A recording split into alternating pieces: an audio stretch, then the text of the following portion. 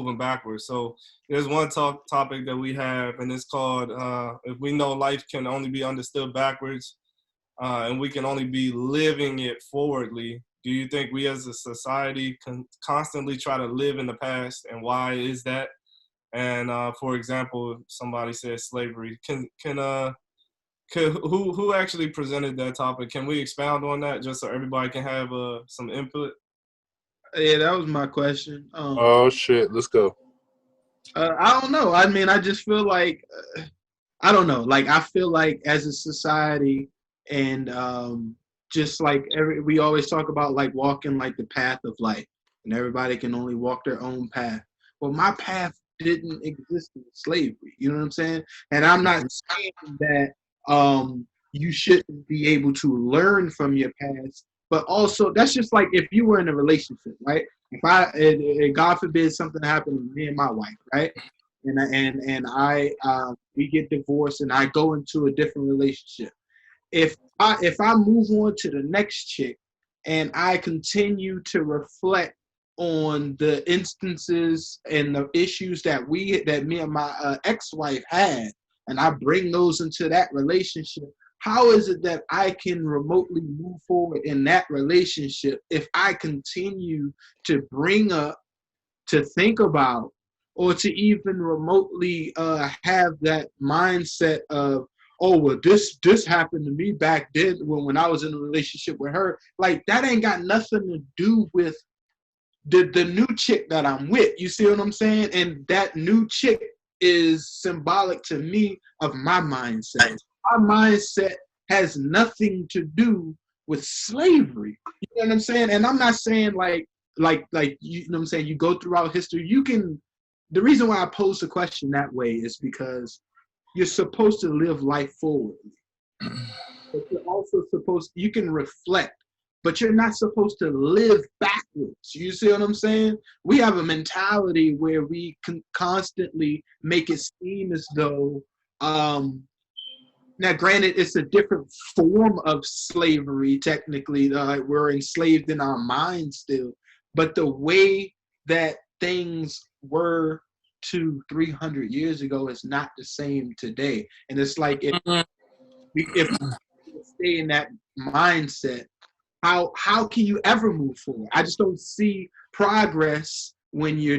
I agree with what you're saying. I understand what I'm gonna say. I'm not gonna say I agree. I understand what you're trying to say. I understand what you're saying. That I understand your analogy. You're saying, like, how can we keep looking back at slavery, whatever? But it's you're talking about you said saying having an ex-wife or whatever, and looking back on that or whatever, and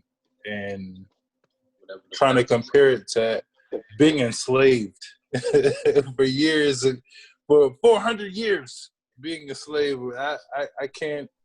I don't think it compares. I don't think it compares. But I understand what you're saying. But it's symbolism. What I see the symbolism, but it's, I know what Brian's saying. It's not a good analogy. To get into it, no, but I feel you though, Brian, because I feel like basically it's like kind of like, all right, let's say you grew up, you had like a fucked up childhood, you know, you had abusive parents, right? But like then it's like it gets to a certain point in life, it's like, all right, if you focus on all the fucked up shit that happened to you, even if you was a justified victim, that doesn't that's not going to help you progress to get where you need to be when you keep focusing on what's happened to you in the past. Right. At the end of the day, there's people who've been through exactly what you've been through, and there's people out here who've progressed and got better.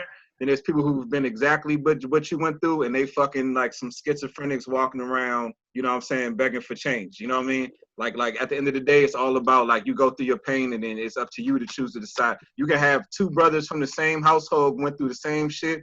One brother went off and took that pain and made something of it. The other brother took that pain and let that shit eat him alive. So at the end of the day, it's like there's no growth. Focusing on that. You know what I'm saying? It's no growth. Yeah. You know. Yeah. So I think just to answer your question, bro, I think it's a balance. Right? I think it's a balance, right? Because you don't forget. Actually, you're actually taught that you're not supposed to forget your past, especially when it comes to drastic things like relationship and things that you failed on, your jobs, stuff like that, because it's a learning process, right?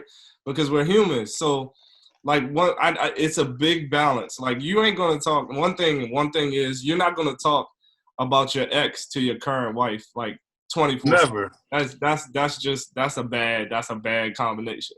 You're not gonna do that. But there's things that you did probably in your past relationships that you've learned from, right? So there's things that you've done in your past relationships that make you a better man, that made you like, oh, okay, well, I know that We don't need to speak about that. We don't need to speak about that. I know that you know that wasn't the right avenue, or I know that that's not the person, that's not the type of person I could be with. So I need to be with somebody this way. So my thing is, and this is just from, you know, retrospective. Like I feel like a lot of, and this is just coming from reading books and successful people, millionaires, billionaires, but one thing that I feel like and this is what we talked about previously too, I feel like other races and nationalities do that we do not, is that they do carry their history. They talk to their kids, they talk to their grandkids, they tell them about what mistakes were made, they tell them about, you know, each intricacy, what happened in this decade, what happened in this decade, what your great-grandfather did. And honestly, we don't If they can go back that far. We don't have track of all of that stuff to be able to divulge that information. But one thing we do know is that 300-400 years ago, our ancestors were enslaved. One thing that we do know also, and that people don't touch on, is that we were kings and queens as well. So I would say that, you know, I don't think it's something that we should dwell on. I don't think it's something that we should dwell on, but I do think it's something that we shouldn't forget, because guess what times we are in right now? Like Marcus talked about, that shit could happen in fucking 30 years. Like who's to say that shit won't be reciprocated, or I'm sorry, like duplicated, and the whole slavery process will begin again if we don't know how that shit happened and how we were so passive about it, saying I am a man. Like, what the fuck does that do? That don't do shit. Like, so to these phrases that I'm looking at on the back of people's jerseys, like that shit is so submissive, bro. And so they're about to take that shit off. Exactly. That's all I'm saying, Paul. That's all I was saying, Paul. That's all I'm saying. I worded it specifically because I say live. There are a lot of people in today's society. I'm not saying that you shouldn't reflect. I'm not saying that you shouldn't remember, but I'm saying there are people who are consistently, actively living as if living as if it just took the chains off yesterday. It's right. Yeah, niggas is crazy out here, dog. Forward with that. You know what I'm saying? I'm not saying, like you said, and you're 1,000% correct. I'm not saying that history is there for a reason. Marcus ain't lying, man. I said if we can only be understood, life can only be understood backwards. That means you understand it. You understand it and you see it exactly for what it is. But in order to live forwardly, you cannot live in the past. I'm not saying forget it, because that would be the dumbest shit of all time. You know what I'm saying? But to live forwardly and to move into a different era, you cannot live like you can't live 300 years ago today. It's not conducive to society. Yeah. I would say use the past as a form of wisdom. Like you know what I'm saying? Look at the past and be like, all right, this is what happened. This is where the mistakes were made. Learn from that, become a better to you, and then, you know what I'm saying, grow from that. You know what I'm saying? But they'll just be stuck in the place of, you know, how wrong you was done or I was done unfair. There's no growth in that shit. There ain't no strength in that. There's no strength in that shit. You know what I mean? So, you know, at least gain wisdom and then build on top of the like everything we go through in life, all the pain, all the bullshit. Like everybody been victimized on some level. Everybody's been done wrong on some fucking level. Use that shit to make yourself better. Like don't dwell in it and focus on the negative aspect of it, because that don't do shit for nobody, especially for real. And keep on real, especially if you got people who you care for and love you. Like, you know what I'm saying? It's like Like they ain't doing them no service, just be focusing on, you know what I'm saying? Because they ain't no growth in that. You bettering yourself is actually being a service to those around you. So, you know, focusing on that shit ain't doing enough for nobody. Yeah, you know what I mean? I agree. And so to your point, no, Brian, so I fully agree. And that's facts right there. Like, I don't think anybody should dwell on that past. And I think that we had actually a topic previously that said, do you regret anything you did? And also there was another topic that was that related to past like realizations and stuff like that. And I feel like you're totally right. Like the more you dwelling on your past. Okay, so I'm gonna talk about this real quick. I know everybody knows somebody that was like their prime years was high school years, and they're like 35 now, right? And so y'all all probably know one person that was like, oh shit, I was the shit in high school and I did this, and these are my, remember when I shot that shot, and that's me. That's living in the past. Like that's living in the past. And to that point, that shit stunts your growth. That shit stunts your growth, right? That's real. I'm not calling anybody out that I know either, but I do I know some people that are like that. Like their prime years was when they were 16. Like what does that say about your life? That your prime fucking years is when you were 16. Like move on. Capitalize on what you know now. That's real. That's parenting. That's parenting at the end of the day. That's parenting. That's parenting. Your parents should have knew better to say some more shit. They should have knew better to get your little stupid ass. You was already a little stupid ass because all you were trying to do was fucking shoot the J and shit. No, it's parenting, dog. It's parenting. Go ahead, Al. Parenting. Tell your little stupid ass was trying to shoot the J, dog. Come on. What you was gonna say, Al?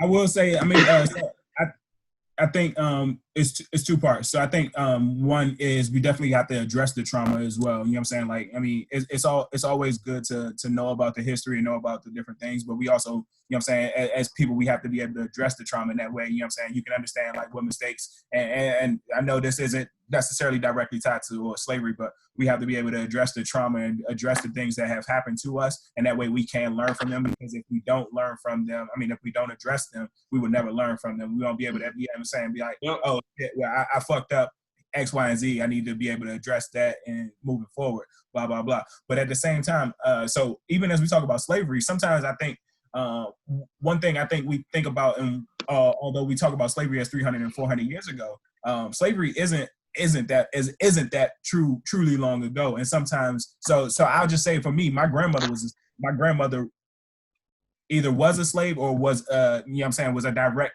response to slavery. And sometimes, you know what I'm saying, like we have that, as Paul was saying, we have that generational mindset, and that generational mindset is like, because I was a slave, like, you know what I'm saying, like it's not on purpose, but you know what I'm saying, sometimes they instill that in other people. So, you know what I'm saying, like it's the generational in which they did not address, and because they did not address it, it is passed down. And like literally like people, it's generations and generations of people that are literally like, you know what I'm saying, like everything was always against me and blah, blah, blah. I don't have anything. And the reason I don't have anything is because of X, Y, and Z. And I'm not going to try to progress. I'm not going to try to make X, Y, and Z. I'm not going to try to move forward. It's because like literally they are trying to break cycles of cycles of cycles. And sometimes it's not even really cycles of cycles of cycles. Sometimes it's only one cycle.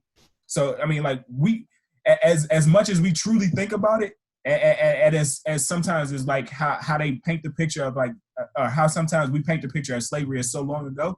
Slavery wasn't really that long ago. So sometimes it's really one generation in between. But they act like it was though. It's really only one generation in between, like, of what's going on. So, you know what I'm saying? Like right now we are still in the process, and this is on all of us. This like not only like us as Black people, but I mean, like as Black men, but as Black people, we have to be able to bridge this generational gap, whereas though we are breaking the chains and like literally, you know what I'm saying, I agree. We aren't defeated. We are more so conquerors. And like, you know what I'm saying, like making sure we are pushing this narrative, you know what I'm saying, that yes, that did happen to us. Granted, it was fucked up. It happened. Like we got over it. We overcome. But at the same time, we have the opportunity and we have the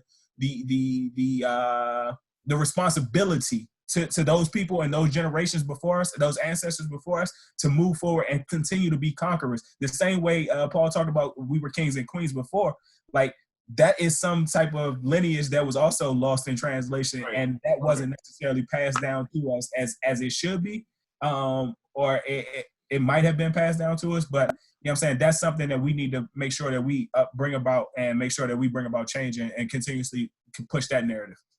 And you know what's crazy? I feel now. Maybe I know you guys. Somebody else feels the same way. That's in this podcast, but Come on, get in it. Let's go. I feel like, of course, it's us. Of course, it's me.